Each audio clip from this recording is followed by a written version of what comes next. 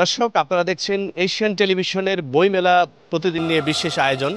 আমরা প্রতিদিনই লেখক, প্রকাশক, পাঠকদের পাশাপাশি নতুন বই এবং নতুন লেখকদের নানান গল্প আপনাদের বলে থাকি। আজকে আমরা এসেছি এখানে যেসব লেখকদের বই বেরিয়েছে তাদের সঙ্গে কথা বলতে। আপনারা এই লেখকদের কথা শুনবার পাশাপাশি তাদের বইটি সংগ্রহ করবেন, একই সঙ্গে আপনাদের কাঙ্ক্ষিত এবং নির্বাচিত বইটি সংগ্রহ করার জন্য বইমেলায় আসবেন।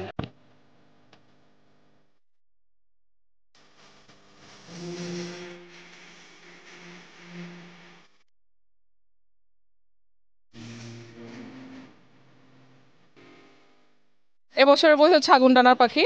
এটার প্রচ্ছদ করেছেন আইয়ুব আলামিন। এটা এবছরের বইমেলা একটা থ্রিলার ধর্মী বই, রহস্য উপন্যাস। তো আশা করি পাঠকের ভালো লাগবে। আমরা আগের বই মেলাগুলোতে আমার কলমকে আমি স্বাধীনভাবে চালাতে পারিনি। আমাকে আমাকে অন্যদিকে খেয়াল রেখে কবিতা লিখতে হয়েছে, গদ্য লিখতে হয়েছে। এখন আমি সেটা কোনো বাধা মনে করছি না, যে আমার কলম, আমি যা লিখতে চাই, আমি তা বলতে চাই, আমি তা লিখতে পারছি। বেচা বিক্রির যদি কথা বলি, বেচা বিক্রি মোটামুটি আমাদের যে আশা সেটা হচ্ছে, গতকালকে আগের কালকে বা আজকে মোটামুটি হচ্ছে। আমি আশা করি আগামী যে দিনগুলোতে ভালো হবে।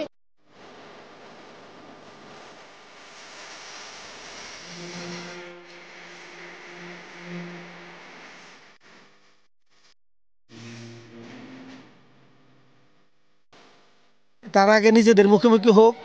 আমার চোখের সামনে অন্যায় হচ্ছে, আমার চোখের সামনে বাচ্চা রক্ত দিচ্ছে, আমার চোখের সামনে গণহত্যা সংগঠিত হচ্ছে, আর আমি স্বীকার করব না। আমি ঘরে বসে সরকারের পক্ষে লিখবো যাতে আমার আর একটা পদক জুটে। এরা নিজেরাই তাদের নিজেদের মর্যাদা ক্ষুণ্ণ করেছেন, তারা নিজেরাই নিজেদের কাছে ছোট হয়েছেন। এখনও সুযোগ আছে, যারা মনে করেছেন যে যথার্থ ভূমিকা পালন করিনি, তারা অন্তত অনুশোচনা করুক, তারা দুঃস্বীকার করুক এবং সমাজের মূল স্রোতে তারা মিশে যাক, এটা আমি প্রত্যাশা করি।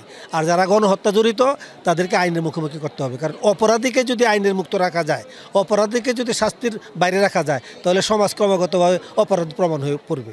সুতরাং যারা অপরাধী তাদেরকে আইনের সুবর্দ করব, আর যারা মতদর্শ বিশ্বাসী তাদেরকে সংশোধন হওয়ার আহ্বান জানাবো। ৭১, ৯০ আমাদের এই ইতিহাসগুলো আমরা মুছে না ফেলে নতুন ইতিহাস গড়ার জন্য পেছনের ইতিহাসকে মুছতে হয় না। পেছনের ইতিহাসও থাকবে, সেগুলো আমরা চর্চা করব, সেগুলো তাদের মনে রাখবো, স্মরণ করব, সম্মান করব, এবং পরবর্তীতে তারা যে ইতিহাস গড়ল সেটাও আমরা স্মরণে রাখবো।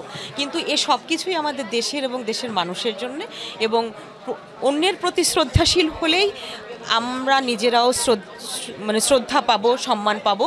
আমার এই যুবকদের, তরুণদের উদ্দেশ্যে আমার এটাই বলা, যে তারা যেন অন্যের প্রতি শ্রদ্ধাশীল হয়, তার পরবর্তীতেই নিজেরাই সম্মান পাবে, শ্রদ্ধা পাবে। জুলাই অভ্যুত্থানে নজরুলের গান এবং কবিতা মারাত্মকভাবে মানুষ গ্রহণ করেছে। আমরা ভাবতাম যে এই জেনারেশন নজরুলকে ভুলে গেছে, কিন্তু প্রকৃতপক্ষে নজরুলকেই তারা মনে রেখেছে। দুর্গমগিরি কান্তার মরে দুস্তর পারাবার, লঙ্ঘিত হবে রাত্রি নিশীথে যাত্রীরা হুঁশিয়ার, কারোর লৌহ কবাট, এইসব গান, বলবীর চিরোন্নত মমসের এই কবিতাগুলো বলা হয়েছে। এর পাশাপাশি আমাদের অসংখ্য তরুণরা যে এত ভালো কবিতা লিখত, এটা আমি কিন্তু জানতাম না। যখন জুলাই বিপ্লবের কবিতা প্রকাশিত হতে শুরু করলো ফেসবুকে, বিভিন্ন মিডিয়াতে, আমি দেখলাম অনেক উজ্জ্বল পংক্তিমালা। সেসব পংক্তিমালার মধ্যে রক্ত লেগে আছে। আমাদের অধিকার আন্দোলনের, আমাদের মত প্রকাশের স্বাধীনতার যে চিন্তা, সেটি এই কবিতাগুলোর মধ্যে আছে। আবার অসংখ্য খারাপ কবিতা, বাজে কবিতাও ছাপা হয়েছে, কিন্তু সেগুলো হৃদয়ের আরতি আছে বলে ওগুলো আমরা ওইভাবে বলি না। স্বাধীনতা সংগ্রাম নিয়ে সবচেয়ে উৎকৃষ্ট শ্রেষ্ঠ কবিতা লিখেছে কিন্তু অ্যালেন গিন্সবার্গ। বাঙালি কোনো কবি কিন্তু এই কবিতা লিখতে পারে নাই। সেপ্টেম্বর অন যশোর রোড, এই কবিতাটি পড়ার পরে আমি এত বিস্মিত হয়েছি যে এই যে স্বাধীনতা সংগ্রাম নিয়ে এই অসাধারণ কবিতাটি একজন বাঙালি কবির লেখার কথা, কিন্তু লিখলো কে? একজন আমেরিকান কবি। সে যখন দূরে দাঁড়িয়ে এই শরণার্থীদের স্রোত দেখলো, এই যন্ত্রণা দেখলো, এই মানুষের হাহাকার দেখলো, সে একটা অসাধারণ কবিতা লিখলো। শামসুর রহমানের কিছু কবিতা আছে, কিন্তু ওই কবিতাটি সব কবিতাটিকে অতিক্রম করে গেছে। দূর থেকে দেখার একটা ব্যাপার আছে। আমাদের এই জুলাই বিপ্লব নিয়ে হয়তো অসাধারণ শ্রেষ্ঠ কবিতা হবে, একটু সময় লাগবে। সব কিছু শিল্প সময় দাবি করে। সুতরাং এখন যে তাৎক্ষণিক যে কবিতাগুলো, তারও একটা মূল্য আছে, এবং এরপরে যখন আর কোনো জেনারেশনের কবি এসে জুলাই বিপ্লবের ইতিহাস পড়ে একটা কবিতা লিখবে, হয়তো সেটি হইবে বাংলা ভাষার শ্রেষ্ঠ কবিতা।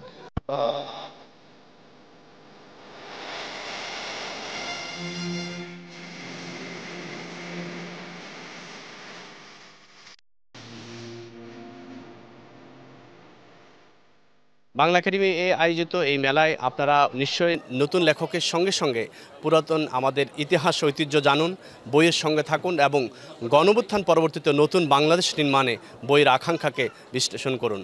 সবার জন্য সুস্বাস্থ্য কামনা করে আজকের মতো এখানে বিদায় নিচ্ছি। আমি ইমরান মাহফুজ।